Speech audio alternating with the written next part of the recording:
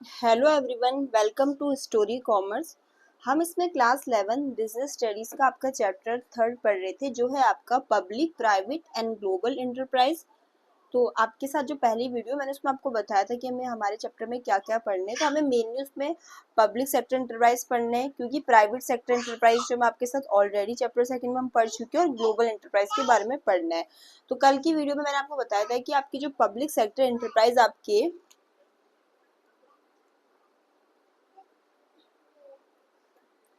जो public sector enterprise वो आपके एंटरप्राइज होते हैं जिनको आपका ओन मैनेज कंट्रोल किया जाता है। किसके द्वारा? गवर्नमेंट के द्वारा। ठीक है, तो इसमें हमने पढ़े थे कि तीन तरीके की होती है। एक होता है आपका departmental undertaking, second statutory corporation, third आपका है गवर्नमेंट कंपनी। तो आज हम इसमें क्या पढ़ेंगे? Departmental undertaking. तो देखो, डिपार्टमेंटल अंडरटेकिंग क्या होती है? Under the complete control of government. ठीक है, तो जो आपकी डिपार्टमेंटल अंडरटेकिंग आपकी वो फॉर्म होती है पब्लिक सेक्टर एंटरप्राइज की, जो कंप्लीट जिसपे पूरा कंट्रोल किसका होता है? आपका गवर्नमेंट का, चाहे वो आपके सेंटर की गवर्नमेंट हो, केंद्र की सरकार हो या राज्य की। ठीक है, और ये किसके द्वारा रन किए जाते हैं? आपके मिनिस्ट्री के द्वारा। इसका एग्जांपल जैसे आपका इंडियन रेलवेज हो गया, पोस्ट एंड टेलीग्राफ हो गया, दूरदर्शन हो गया, ये आपके क्या है? डिपार्टमेंटल अंडरटेकिंग्स के उदाहरण है। तो कल मैंने आपको ये बताया था। अब आ जाते हैं डिपार्टमेंटल अंडरटेकिंग को थोड़ा डिटेल में हम देख लेते हैं। तो पहले आपको डिपार्टमेंटल अंडरटेकिंग में ये याद रखना है कि जो आपकी पब्लिक सेक्टर एंटरप्राइज है उसकी ये क्या है? ओल्डेस्ट फॉर्म है। क्योंकि आपको जैसे ऑब्जेक्टिव टाइप या 1 मार्क्स में से क्वेश्चन पूछा जा सकता है कि पब्लिक सेक्टर एंटरप्राइज की सबसे ओल्डेस्ट फॉर्म क्या है, तो आप उसमें लिख सकते हो कि डिपार्टमेंटल अंडरटेकिंग। तो a departmental undertaking is the oldest form of public sector enterprise.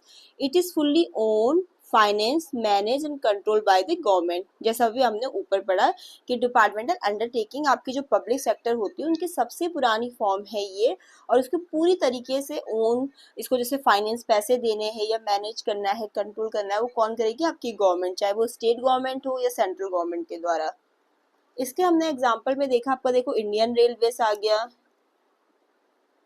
ये आपका मिसप्रिंट हो गया यहाँ पर, पोस्ट एंड टेलीग्राफ का डिपार्टमेंट आ गया। ठीक है, और आपका दूरदर्शन हो गया। वो इसके उदाहरण में आ जाते हैं, किसके? डिपार्टमेंटल अंडरटेकिंग के। फीचर्स में कुछ नया नहीं, अगर आपने उसका मीनिंग अच्छे से समझा किसी चीज का, तो फीचर्स कैरेक्टरिस्टिक्स में देखो क्या आएंगे। अगर आपने किसी चीज का अर्थ पता है आपको कि क्या, जो आपने मीनिंग पढ़ा जस्ट वही है। बस एक बार हम कैप्शन करके देख लेते हैं कि क्या है। पहले देखो गवर्नमेंट ओनरशिप। अब सही बात है, आपने अभी पॉइंट मीनिंग में पढ़ा ना कि ये 100% ओन की जाती है, या तो आपकी सेंट्रल गवर्नमेंट के द्वारा या आपकी स्टेट। इसमें ये स्पेलिंग मिस्टेक है।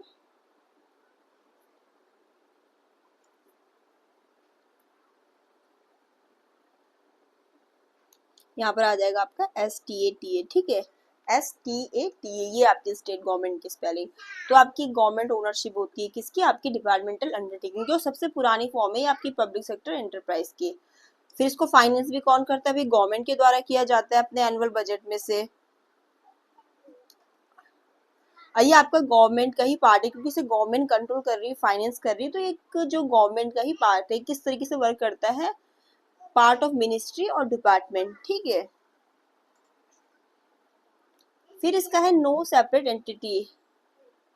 अब इसकी ना गवर्नमेंट से अलग पहचान नहीं होती। जो आपकी डिपार्टमेंटल अंडरटेकिंग है, ये क्या है?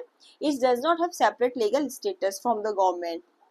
तो इनमें आप लिखेंगे नो सेपरेट एंटिटी। अगर आपने जो पॉइंट है उनको याद रखना, आपको इजीली याद हो जाएगा, ये समझ में भी आ जाएगा कि इसकी सेपरेट एंटिटी नहीं, मतलब इसकी अलग से पहचान नहीं। जैसे कंपनी के केस में पढ़ा था ना हमने ज्वाइंट स्टॉक कंपनी में, कि कंपनी की अपने ओनर से अलग पहचान होती है। बट आपकी जो डिपार्टमेंटल अंडरटेकिंग होती है उनकी खुद की अलग पहचान नहीं है, कोई सेपरेट लीगल स्टेटस नहीं, उनका गवर्नमेंट से अलग नहीं है। अब इनको कंट्रोल कौन करता है? तो ये आपके जो गवर्नमेंट ऑफिशियल्स होते हैं उनके द्वारा से कंट्रोल किया जाता है।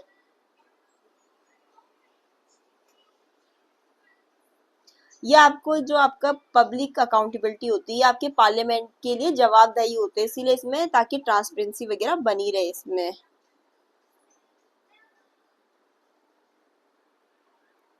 मतलब आपके पब्लिक अकाउंटिंग में ये कि जो इनके अकाउंट है किसके द्वारा ऑडिटेड किए जाते हैं?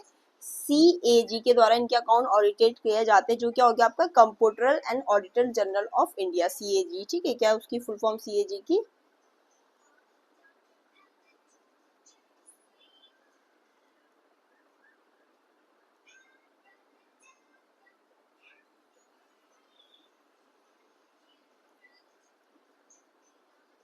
इसके द्वारा CAG के द्वारा इनके अकाउंट के ऑडिटेड किए जाता है और उसको डिस्कस किया जाता है आपका पार्लियामेंट में या जो भी स्टेट लेजिस्लेटर होगा उसमें इसका डिस्कशन किया जाता है ताकि ट्रांसपेरेंसी बनी रहे।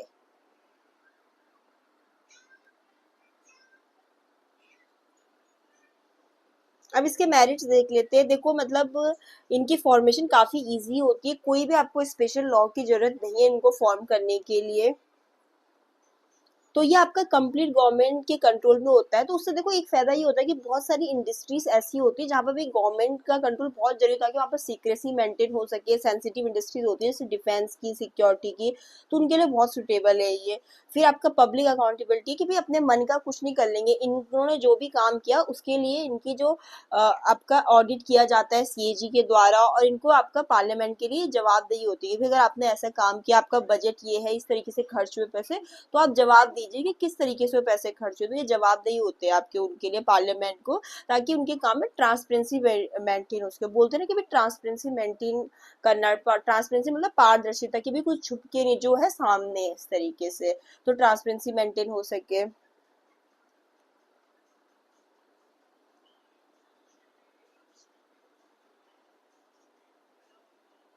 ये जो आपके इधर का पॉइंट है ये एक्चुअली इनके डीमेरिट्स का है। ठीक है, ये डीमेरिट्स है इनके।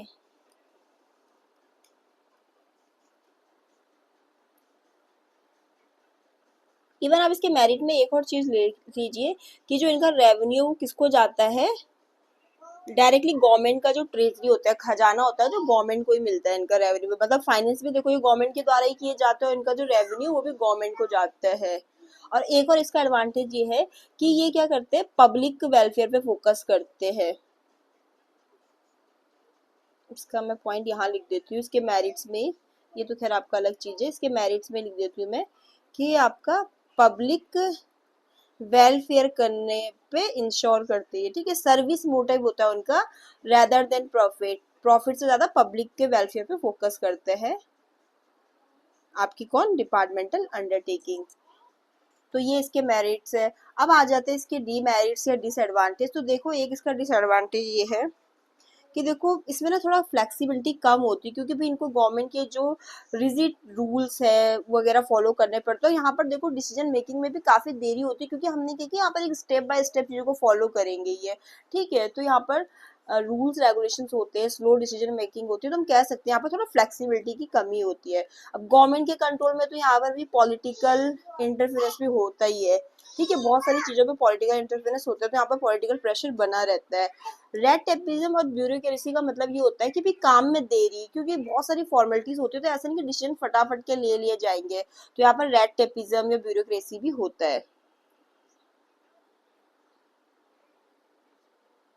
यहाँ पर इनकी एफिशिएंसी लो होती है क्योंकि ये प्रॉफिट मोटिवेटेड नहीं है।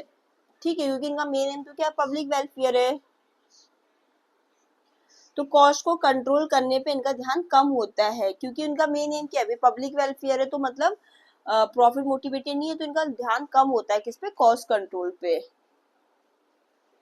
तो हमने इसके डी वेरिएंट में पढ़ा कि यहाँ पर फ्लेक्सिबिलिटी की कमी है, क्योंकि आप उससे समझ लो कि भाई जहाँ पर भी गवर्नमेंट का कंट्रोल आ जाएगा वहाँ पर फ्लेक्सिबिलिटी तो कम होगी होगी। फिर पॉलिटिकल इंटरफेरेंस भी लगा के चलो, जहाँ पर गवर्नमेंट होगी तो वहाँ पर पॉलिटिकल राजनीतिक जो इंटरफेरेंस है वो भी होगा।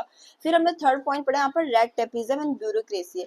अब देखो यहाँ पर रेड टेपिज्म का अर्थ ये होता है कि जैसे किसी काम में क्या होता है, आपका जरूरत से ज्यादा कागजी काम होता है, जरूरत से ज्यादा आपको नियम फॉलो करने, तो उससे क्या होता है, देरी होती है, तो उसी को हम रेड टेपिज्म कहते हैं।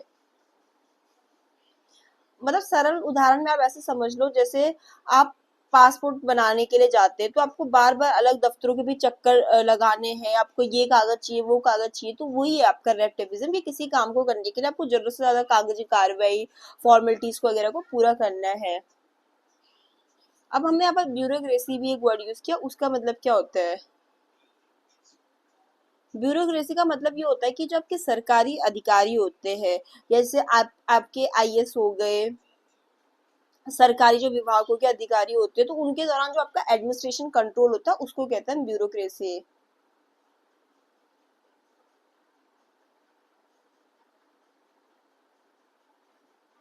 तो यहाँ पर जो हमारा रेड टेपिज्म और ब्यूरोक्रेसी वर्ड का यूज हुआ, तो वो इसीलिए कि भाई बहुत सारी formalities, paper work, rules regulations उनके लिए होता है, जिससे क्या होता है कि काम की स्पीड धीरे हो जाती है, तो उसके लिए।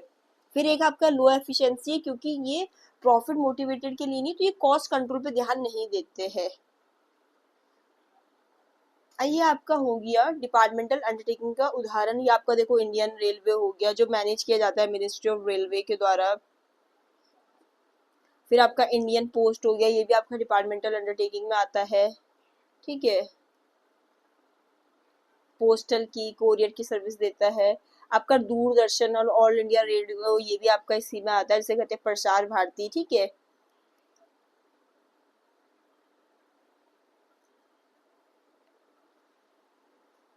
आपका डिफेंस वगैरह का ये हो गया, ये भी आपका किस में आ जाता है, डिपार्टमेंटल अंडरटेकिंग में। तो ये आपके डिपार्टमेंटल अंडरटेकिंग के उदाहरण है। आपका इंडियन रेलवे पोस्ट हो गया, इंडियन पोस्ट हो गया, दूरदर्शन, डिफेंस प्रोडक्शन यूनिट्स, ये सब कुछ इसमें आ जाता है आपका।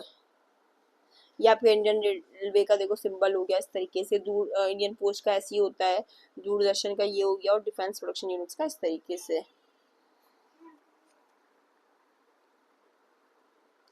तो देखो इन शॉर्ट में अगर मैं आपको बताऊं, आपको ये याद है कि डिपार्टमेंटल अंडरटेकिंग ऐसा है कि जिसपे आपका ओन या कंट्रोल किया जाता है सेंटर और स्टेट के द्वारा, ठीक है, और उसकी खुद की अपनी पहचान नहीं होती है, गवर्नमेंट से अलग उसकी पहचान नहीं है, ये तो इसका मीनिंग है। फिर आपको भी इसके फीचर्स में ऐसे याद रखना है कि भाई गवर्नमेंट की ओनरशिप है, गवर्नमेंट ही इसे फाइनेंस दे रहा है, गवर्नमेंट का पार्ट है, इसकी खुद की पहचान नहीं है। मेरिट्स में आप ये कह सकते हो कि देखो अब इसमें ना फॉर्मेशन इसकी इजी होती है, गवर्नमेंट से फाइनेंस मिलता है पब्लिक के वेलफेयर के लिए। वहीं पर डीमेरिट्स में आप इस तरीके से कोरिलेट करें कि भाई अगर यहाँ पर गवर्नमेंट आ रही है तो फ्लेक्सिबिलिटी तो खुद ब खुद कम हो जाएगी, गवर्नमेंट है तो पॉलिटिकल इंटरफेरेंस भी होगा, फिर यहाँ पर सरकार आ रही है तो फिर रेड टेपिज्म, ब्यूरोक्रेसी भी होगी, ठीक है, इस तरीके से। आज की वीडियो में इतना ही।